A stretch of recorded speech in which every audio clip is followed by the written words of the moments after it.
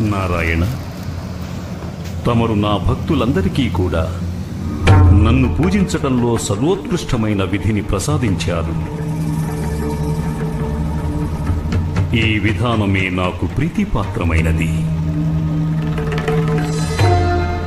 క్షీరమును సమర్పించిన అది భక్తుని మనసుని క్షీరము వలె స్వచ్ఛంగా మార్చలేని పక్షంలో అది వ్యర్థమే.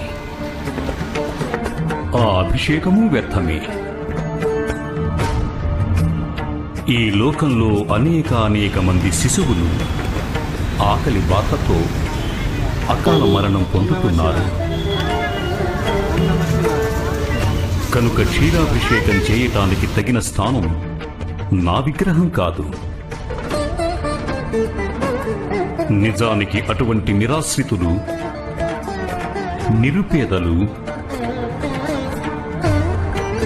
ఈ లోకంలో ఎంతవరకు ఆకలిగొని ఉంటారో అంతవరకు నేను ఆకలితోనే ఉంటాను.